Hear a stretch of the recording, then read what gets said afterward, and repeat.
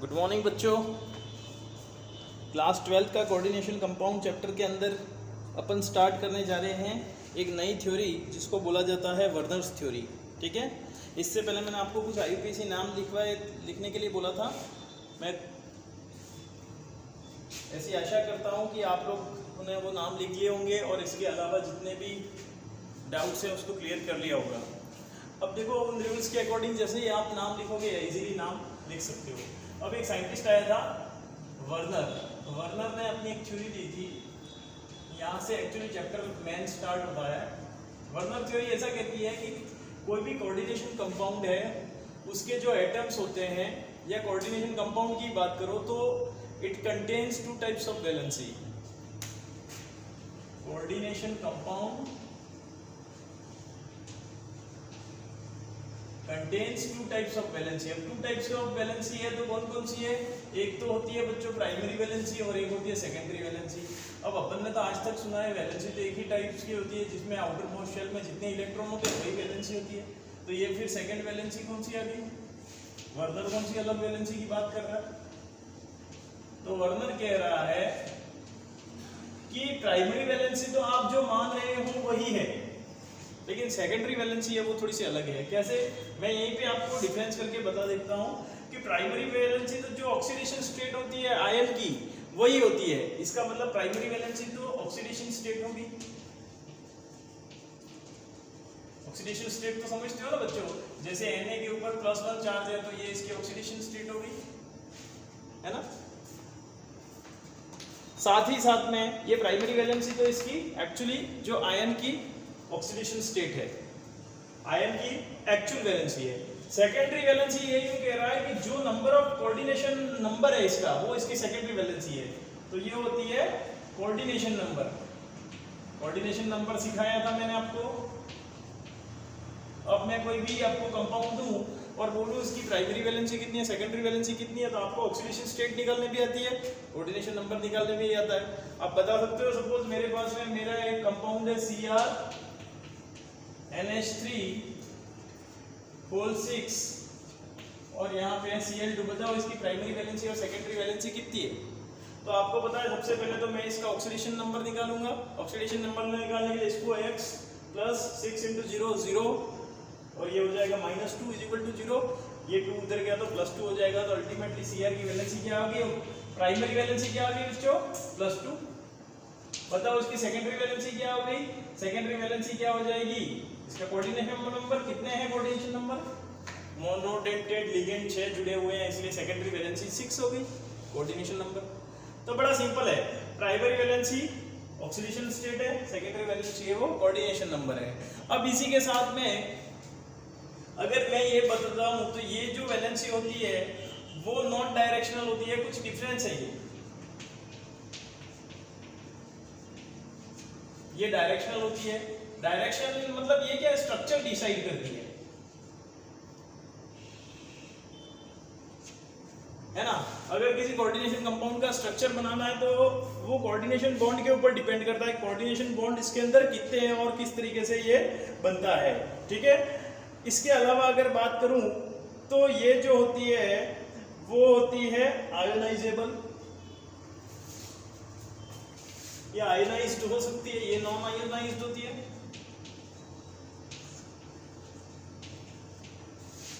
Non ionisable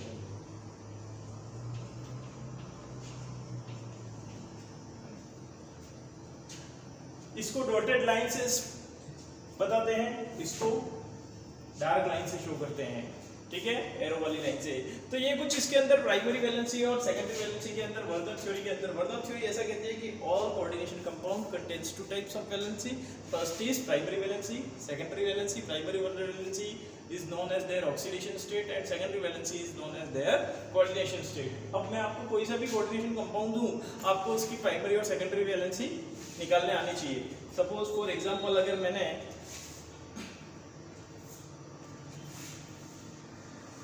कोई compound दिया,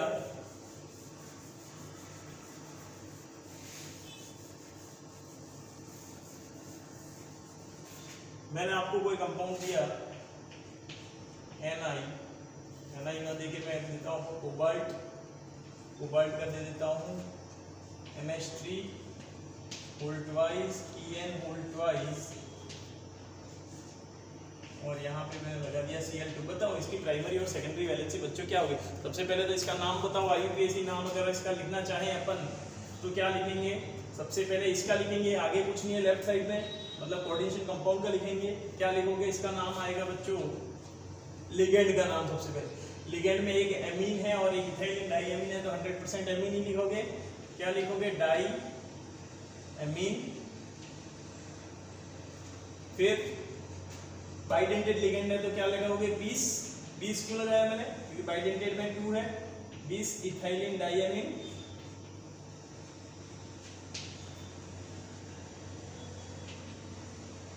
फिर क्या लिखोगे, कोबाल्ट है, कोबाल्ट पॉजिटिव है, ठीक है, इस तरफ वाला नेगेटिव, यहाँ पॉजिटिव में है तो सीधा कोबाल्ट ही लिखोगे। और कोबाल्ट के अंदर कोष्टक में उसके ऑक्सीडेशन स्टेट कितनी है बच्चों, अब तो हवा में आनी चाहिए, यहाँ -2 तो ये +2, और +2 में ये 0 0 है, इसका भी 0 है, इसका भी 0, मतलब इसी के पास में है तो सेकंड, और सेकंड के बाद में इस तरफ एक क्लोराइड बचा हुआ था, क्लोराइड, ये इसका IUPAC नाम हो गया। अब इसके अंदर बात करूं मैं प्राइमरी वैलेंसी की।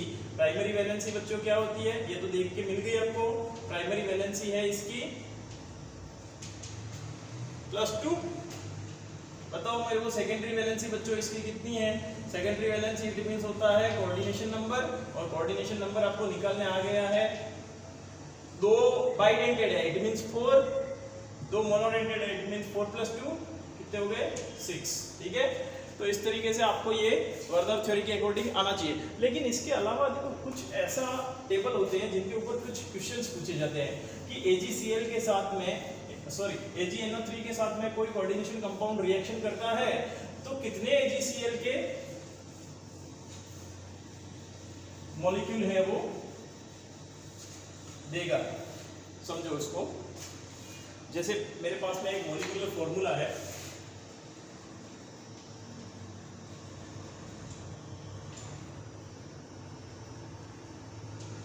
CrCl3 और 6H2 5H2 करके Cl2 कर दिया।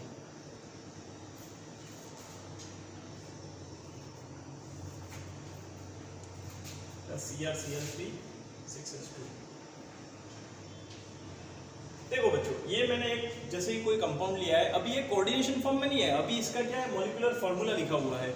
अगर मैं बोलूं कि ये कंपाउंड है वो AgNO3 के साथ में रिएक्शन करने पे 3 मोल ऑफ AgCl देता है, ये कंपाउंड AgNO3 के साथ में रिएक्शन करने पे क्या देता है।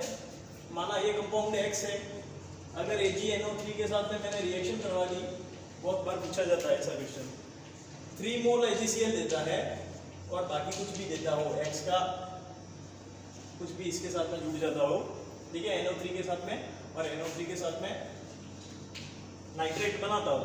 अपन को ये देखना है 3 मोल ऑफ AgCl दे रहा है तो इसका एक्चुअली कोऑर्डिनेशन फॉर्मूला क्या होगा। अब आपको देख के दिमाग में आना चाहिए कि 3 मोल ऑफ AgCl देता होगा तो इसका मतलब 3 क्लोरीन ऐसे हैं जो रिएक्शन के फॉर्म में है ना। तो इसका मतलब क्या है बच्चों कि 3 मोल ऑफ AgCl मतलब इसका जो फॉर्मूला होगा ना वो अल्टीमेटली ऐसा होगा CrH2O होल 6 कोष्टक में बंद करके Cl3 को मैं बाहर कर दूंगा, तो ऐसी कंडीशन में क्या होगा, इसके जो आयन बनेंगे वो देखो बच्चों कैसे बनेंगे, CrH2O होल 6 और बाहर करके मैं कर देता हूँ +3Cl- और इसके ऊपर +3 चार्ज। अगर इसको मैं आयनिक फॉर्म में लिखूं तो बिल्कुल सही है, ये लिखने आ गया, ये वाला पार्ट पॉजिटिव, ये वाला पार्ट नेगेटिव है ना, मतलब इसके ऊपर +3 चार्ज और ये 3Cl-। अब यही 3Cl है ना, वो Ag के साथ में AgNO3 में डालूंगा तो यही 3Cl इसके साथ में रिएक्शन करेंगे और 3 मोल दे रहे हैं, तो इसका जो अल्टीमेट फॉर्मूला जो होगा वो बच्चों क्या होगा, CrH2O होल 6 Cl3। अब इसकी मैं अगर प्राइमरी और सेकेंडरी वैलेंसी निकालना चाहूं तो आपको पता होना चाहिए इसकी प्राइमरी वैलेंसी क्या होगी। प्राइमरी वैलेंसी तो होगी इसकी ऑक्सीडेशन स्टेट +3, सेकेंडरी वैलेंसी क्या होगी इसकी 6 है ना। सेम टू सेम कंपाउंड है, यही कंपाउंड है। अगर मैं बोलूं आपको कि ये 2 मोल ही दे रहा है AgCl, AgNO3 के साथ में रिएक्शन कर रहा है इसकी, और ये 2 मोल दे रहा है बच्चों AgCl, बताओ इसकी प्राइमरी और सेकेंडरी वैलेंसी क्या होगी?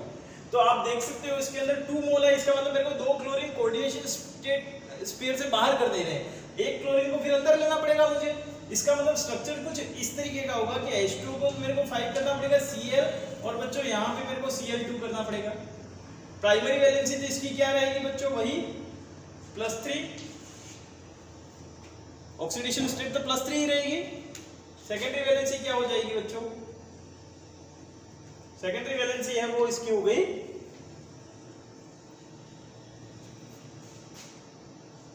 +6 oxidation state and coordination number, ठीक है। H2O का 5 हो गया, Cl एक अंदर आ गया, नाम चेंज हो गया इसका, ठीक है। और इस बार मैंने क्या किया, 2 Cl को इससे बाहर कर दिया।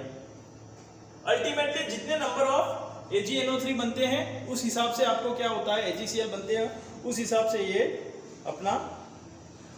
अब इसके अंदर देखोगे तो आयन अलग अलग हो गए। देखो सपोज इसके अंदर आप काउंट करोगे, इस कंपाउंड के अंदर कितने आयन है, तो इट कंटेन्स 4 आयन्स, बिकॉज 3 तो Cl माइनस आयन है और एक ये पूरा आयन है जिसके ऊपर +3 चार्ज है, तो इसमें 4 आयन है।